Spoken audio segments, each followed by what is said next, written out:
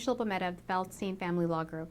Today I'm discussing the Voluntary Disclosure Program, VDP. Before I begin, I remind you that it is of the utmost importance that you discuss this program with your accountant.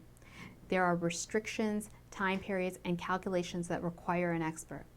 I will only highlight and advise you that the program exists, and family law lawyers need to be aware of the program and discuss it with their clients.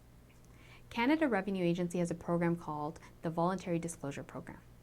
What this program offers is an opportunity for taxpayers to make disclosure to correct inaccurate or incomplete information, or to disclose information not previously reported.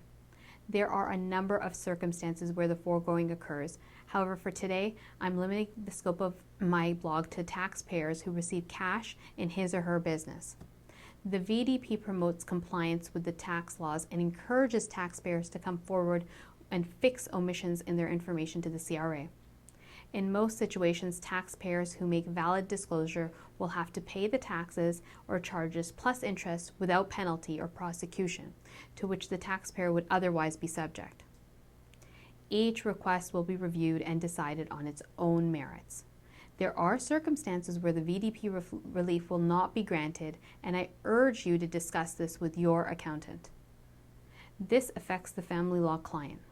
If you are the taxpayer or the taxpayer's spouse, the VDP will affect your equalization payment and your support.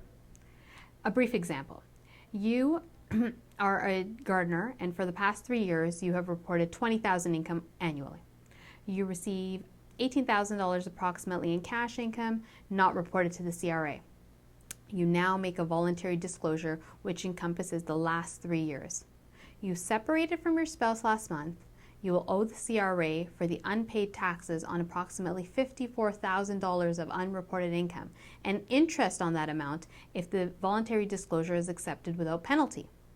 You will want that amount to be equalized, and the debt will be listed on your sworn financial statement as a date of separation debt.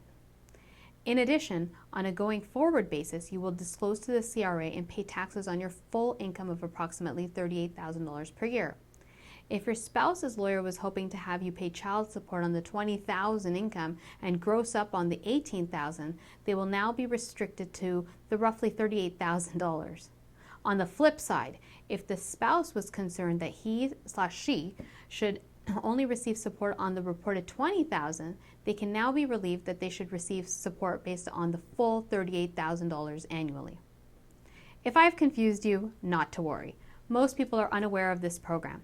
I urge you to get tax advice from your accountant, and you should require more information on how it impacts the family law process. Please contact our office for a consultation at 905-415-1636. Thank you.